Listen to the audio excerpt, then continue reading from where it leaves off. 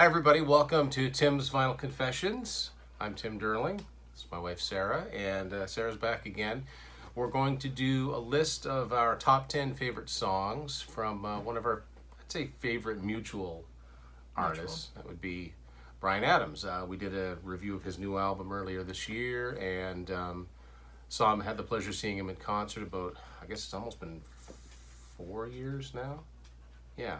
It's almost been about 4 years. It'll be 4 years in January. Okay. Which is crazy. So, I mean, guys got a lot of great songs, obviously, so I thought it might be fun if each of us came up with a top 10 Bryan Adams songs list, knowing that they're going to be quite different. Mine is, and it's pretty much as I would have guessed, mine's pretty heavy on 80s, and Sarah's is a little heavier on 90s. So, we're gonna go through our personal picks for top 10 Bryan Adams songs, and Sarah can get us started. Oh, okay. I guess mine are kind of, no, they're not really in order. I think you specifically did a top 10 in order, and I really didn't, but mostly I was amused because once I had put together said list and I showed Tim, and I said, "Are you surprised by any of these?" And his response was that he wasn't really. I had, I think, a good half. I knew half of the songs that would be on there. You do have an honorable mention. I do. Which I don't, so. So my honorable mention is Lay Lady Lay, which is off of, it was a Bryan Adams cover. Yeah, Tracks of My Tears, I think he called. I actually don't even have that. He did a lot of cover songs, and of course Dylan's Lay Lady Lay was one of them, and it's really sort of laid back. And It is, it's very mellow, it's lovely. If no one has listened to that, it's quite. He isn't nice. saying It's like romantic. Bob Dylan, so it's, Correct. But your actual number 10. My actual I believe number we 10 have a 45 for it here. Only Love, which is Bryan Adams with Tina Turner. And I think on one of the ones that we've got on our playlist, it sounds like, I think it's a live version. You've got an unplugged version. I think it might be from his Bare Bones album. I think it is, and it is quite good, actually. Yeah. It's a great song. It's a great song when he does it in concert, but I mean, Tina Turner just tore it up. Belts it. Yeah. It's just fantastic. So my number 10 is from this album, Cuts Like a Knife, and it is the studio version, the original version of I'm Ready. And that song was never a single, I don't think, back in the day, and we're going to talk much more about that song later, but I really like this. It's got a lot of energy to it. I like the drums in it, and something that I guess I never thought twice about before is the synthesizer in the chorus. It's so very 80s. It's just like an 80s. arpeggiated repeating thing, and I like it. It's just an up and at 'em rock song, and it's a great song in any form. I'm glad it gained a new life actually 14 years later. So that's my number 10. Number 9, I have Run to You. Reckless, of course. Yes. And as I took a listen again, it's like what I made note of, like the intro is just, it's classic Bryan Adams, and I wrote it's practically perfect, and I think it kind of is, like when you hear the guitar, it's just bang on what you'd expect for Bryan Adams. There's a if anybody out there watches the YouTube channel Produce Like a Pro with Warren Hewart, he did a breakdown of that song and had a guy kind of duplicating the guitar tones, and even just playing the little bit of guitar by itself. I've got a lot more to say on that song coming up. So my number 9. I haven't got a lot of quasi recent stuff, but I do have the song that was the first single off this album. This is Room Service from 2004. Incidentally, has anyone ever noticed a lot of his album covers, not only is he on it, but a lot of them are black and white? Just seems to be a thing. The song Open Road. Open Road is probably the only song that he's done, maybe since the early 90s, that I would consider it sounds like vintage Bryan Adams. There are a couple of others, but I really, really like that song. It's got the spirit of some of his older stuff. It's got a harmonica solo in it, which you don't hear in a lot of his songs, but it kind of has that Run to You feel at the beginning because it's got the rim shot. I just always, from the moment it came out, I really liked that one. Me. So at number 8, I have Heat of the Night. And I'm trying to think, like, I mean, we've talked about this before, but it's got, like, it's a distinctive kind of mid to late 80s sound, production-wise. It's a really great song. I really enjoy it as far as, like, his, rock songs. My number 8's actually a song that, it's only been a few years since I've heard his version of it. It's on the deluxe edition of Reckless. And the first disc of Reckless, it's got the 10 songs that were on the original album, and then it's got 7 bonus songs that were written around the same time. 5 of those 7 songs were recorded by other artists and were singles, to give you the idea of the strength of his and Jim Balance's songwriting at the time. My favorite of all of those songs is Let Me Down Easy. And I just really, really like it. It puts me in a good mood hearing it. It was originally recorded in 1985 by Roger Daltrey, and Bryan Adams is actually in the video for that song, which I think is kind of cool that, Bryan Adams is started as a young kid, rose up in the ranks and built enough goodwill. One of his favorite bands growing up was The Who, and now here he is with their singer recording one of his songs. I think that's pretty cool. Now, I like the Roger Daltrey version too, but his version has that classic. I kind of see why they didn't put it on the album. Maybe it sounds a little bit too much like This Time, but it's great. It's just got hooks all over the place, and it's, I like it and listen to it well enough that it's made my top 10, and even though it was a quote-unquote throwaway track. So number 7, I have Let's Make a Night to Remember.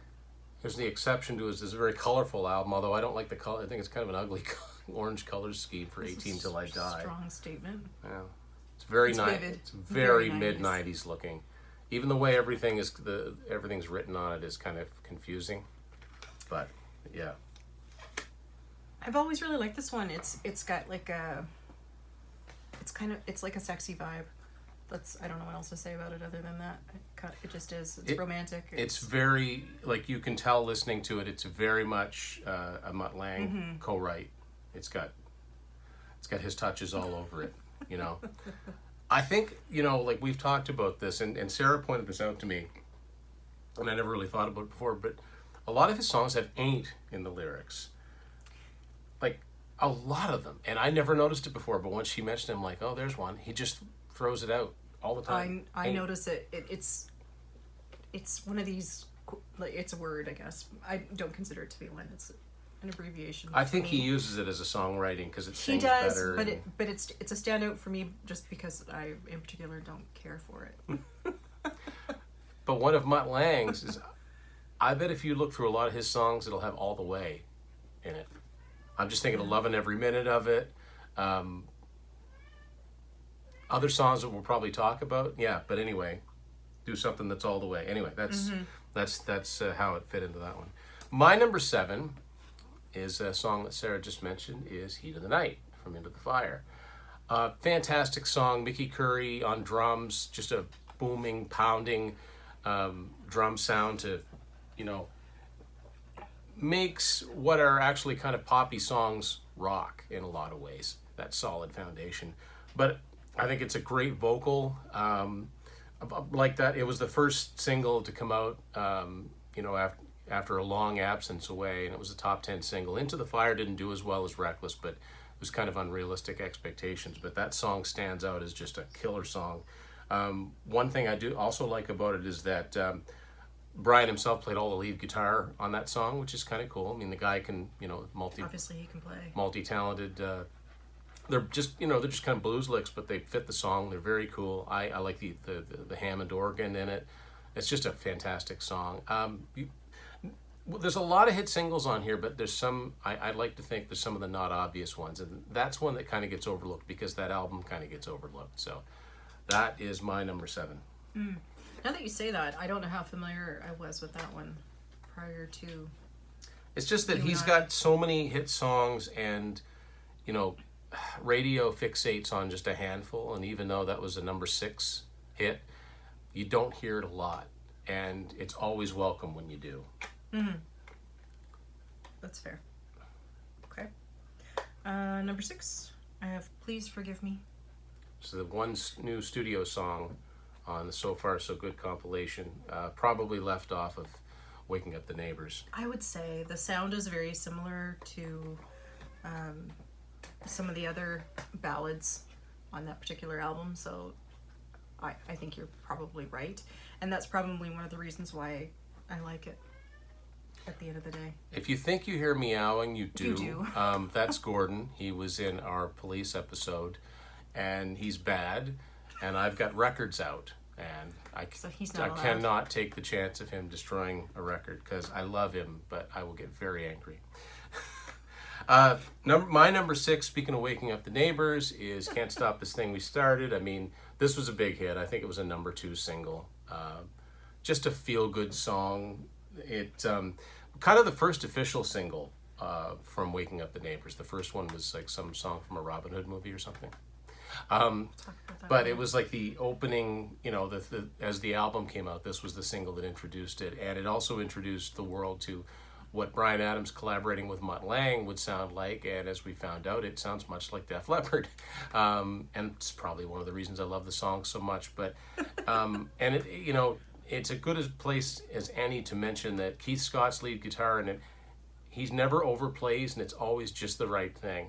But I love the key changes in this song, and of course the background vocals, and again, it just puts you in a good mood. It's a driving song, and you want to sing along whether you can sing or not. Absolutely. And the guitar parts are, like you said, they're practically perfect. So number 5 for me, I have Inside Out. Inside Out from On a Day Like Today from 1998. And I didn't make mention of what else is on that particular album. So that had When You're Gone with Mel C. I like that one too. The title song On a Day Like Today, Cloud Number 9. Also good. But they're that's more of a pop. Very much, I would say. And so Inside Out is my favorite off of that particular album. I can see why I would have a song off of that album and you don't. It was also recorded by Trish Yearwood, and she made it a duet with Don Henley. Oh, right. I forgot about because that. we were watching the video, and you brought up the point how the video is very airbrushed. I love it. I would like to be airbrushed in my real life. So number 5, I'm going to go way back, and this is kind of something fun that Sarah and I like to talk to. I'm going to go with the opening song from Bryan Adams' first album in 1980, Hidin' From Love. And this is what Sarah likes to refer to as Baby Bryan, because he sounds so young. But the rasp is still there? His first couple of albums, yeah. But it's ear candy in the purest form. It's such a catchy song. I just love it. It's almost got, you can tell it's from 1980 because it's almost got kind of a disco beat. It's not disco like that song "Let Me Take You Dancing" was. It's a pop rock song from 1980 through and through. It's been recorded by other people too, but yeah, I really like it. What album? I know this isn't on my list, but State of Mind, is that off? That's off the same. That's off the what I first thought. album too. So that's another one, Baby Bryan. Yeah.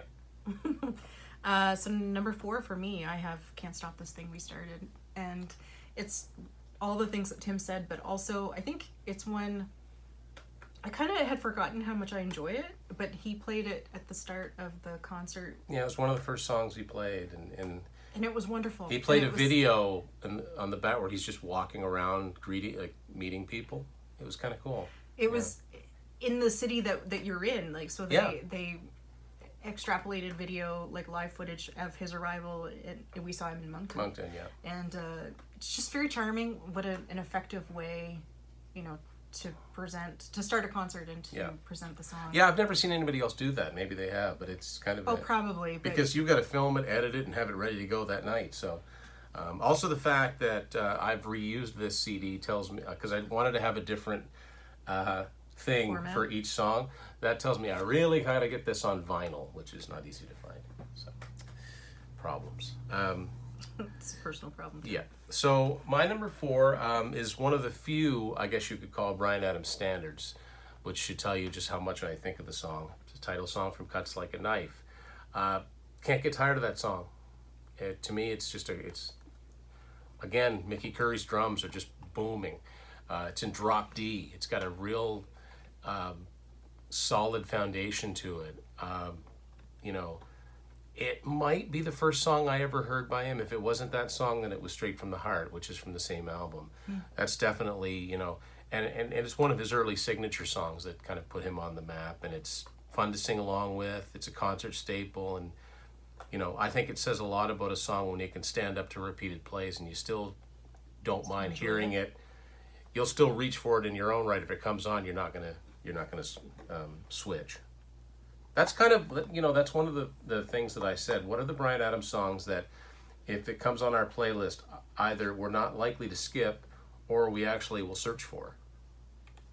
Yes. So that's kind of how I think that's true, and these are the ones that I would tend to play more.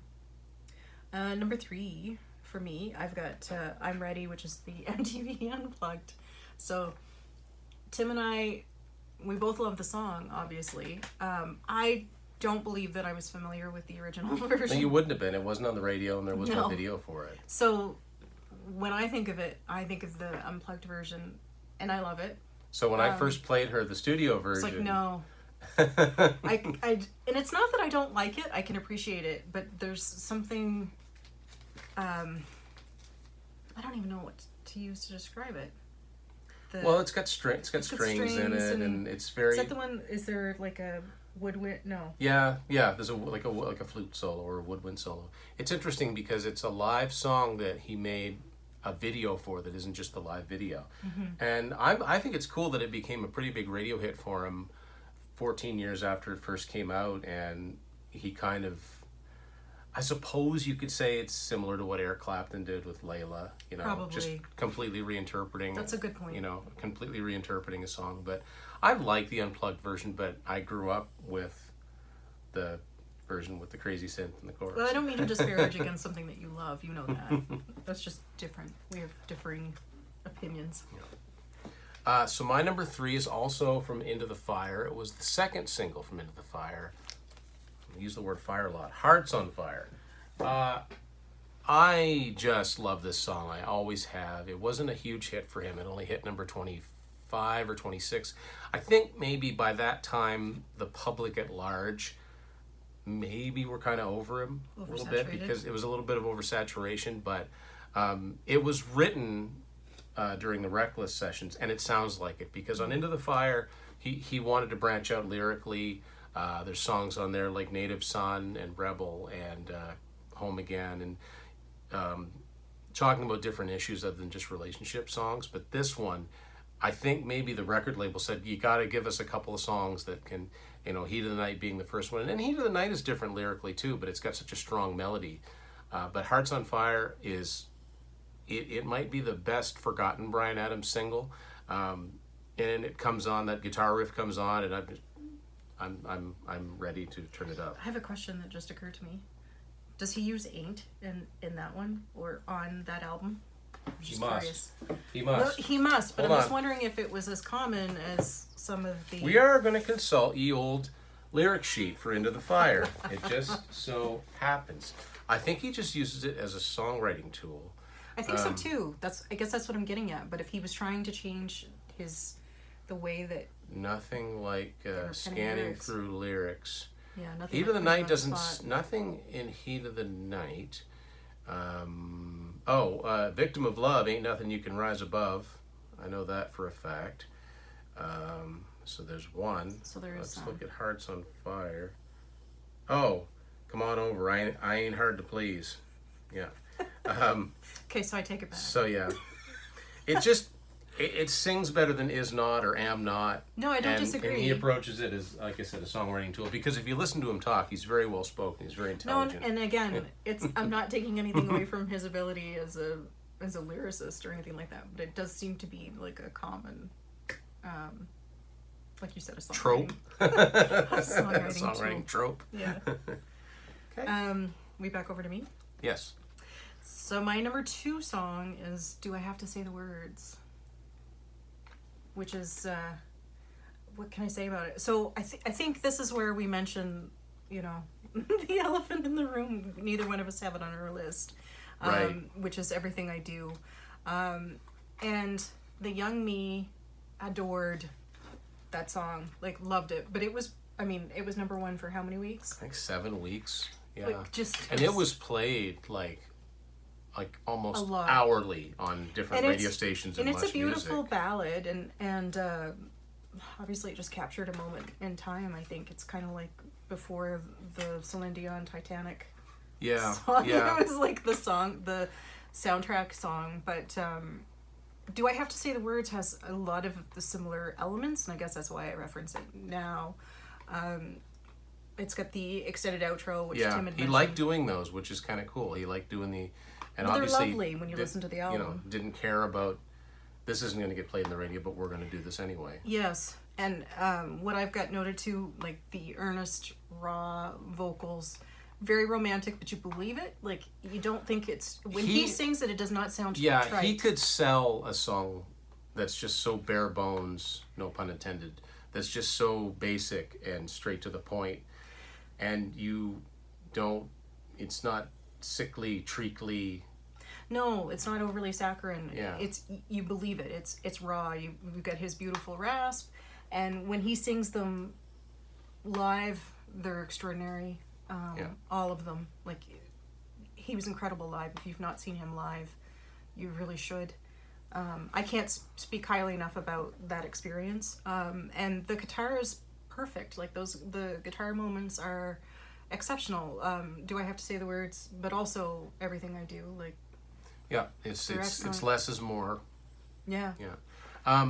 Do I have to say the words? I think I prefer to Everything I Do because it's got a little bit more. Not darkness isn't the right word, but there's more drama in it. It's more dramatic changes of pace in it because Everything I Do is like this happy song where Do I Have to Say the Words? There's a desperation It's not in though. He it. says that he would die for you. I would die for you. Yeah, but let's put it this way. Everything I Do was a popular wedding song that summer. Do I Have to Say the Words is not a wedding song. It's like, I get the feeling it's like on the verge of a breakup I think song. I need to remind you though that people have wedding songs that they Are should, completely inappropriate, yeah. ultimately. But anyway.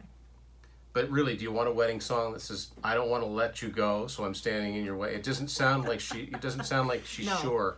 Well, she's not. No. No. Anyway, we're going to stick with that album. For my number 2, Thought I Died and Go to Heaven. It's a great one too. Awesome mid-tempo. I don't know if you'd call it a power ballad or not because it's a little bit faster than a power ballad. Classic Mutt Lange collaboration. It just puts you in a good mood, and it's got all those whoa, like it's got all the background vocals you could ever want. Yeah. They're well crafted pop rock. And time. we saw an interview with Jeremy White, the DJ, talking to Bryan Adams, talking about working with Mutt, and he talked about how like they would do something like 40 tracks of vocals just to get and like the woes in this song, and then Mutt says, okay, well that's one side, now let's do the other. That was just so just saturated, right? It only hit number, I think, 13 or 14 in the States. It was a number 1 song in Canada. Great song. Yeah. I don't disagree. So number 1 for me is Back to You from MTV Unplugged. Yeah, this was a brand new song at the time. To my knowledge, there's no studio track of this. It was just on this album. Yeah, and I think even at the time I probably enjoyed it, but I love it now based on our concert experience. And Tim tell you, like, there's just something about it. It brings up emotion for me. It was pure joy in the moment, and like it made me emotional at the time. And there's something about the piano and the lyrics, just the whole, like, it was an extraordinary moment for me. We there's a review episode on that too. If you look back on in the episodes, and yeah, the show was really, really good. I mean, he sang great. I have no complaints. And played a lot of songs just by himself at the end, and yeah, we talk about that a lot on but yeah, that I remember that being a particular highlight. Which that's one of those songs that was just sort of. By that time, he wasn't doing a lot of what I would call rockers, and he was doing very well. I got a lot of radio play with these songs, with that one and I'm Ready, and then the stuff that came after. But I did get an appreciation for it because it was so immaculately played when we saw him live, and there was just something special that elevated. I loved it. Loved every minute of it. So my number one song, one of my favorite songs of all time by anybody. I have said this before. I think that Run to You is just a perfect song. It's just immaculately written. It's immaculately produced, sang, played.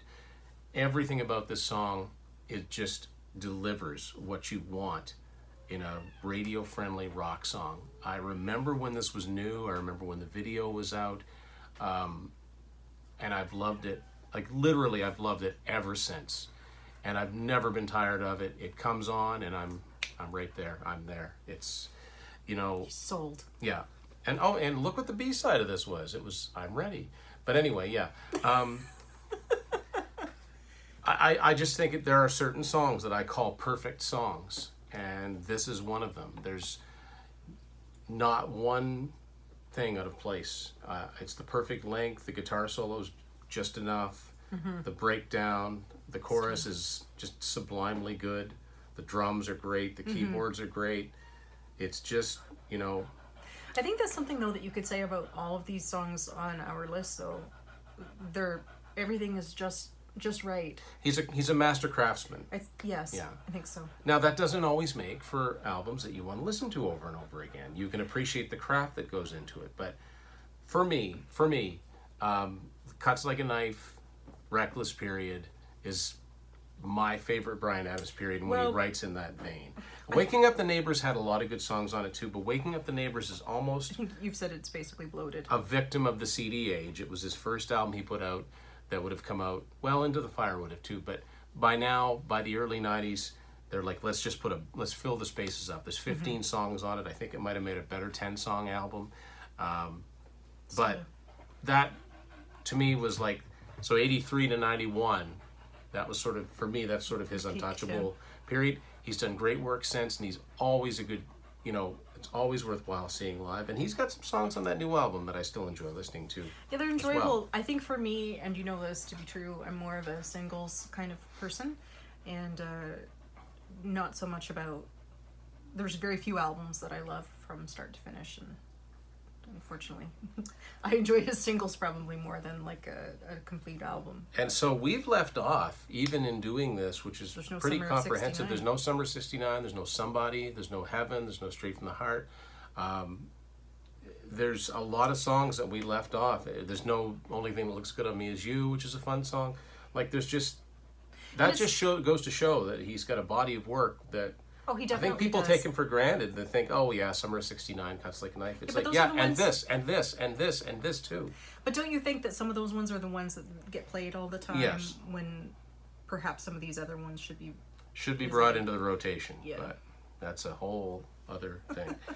Yeah, actually looking at both of our lists, with the exception of the original version of I'm Ready, they're all singles. But your singles are going to be where you put your best foot forward. So, curious out there, if you're a Bryan Adams fan, what would you call your top 10? Was not an easy thing to pare it down to 10, but I think it makes you work a little harder to think about what's truly the best of the best. That's ours. So, yeah, let us know what you think, and thanks for watching Tim's Final Confessions.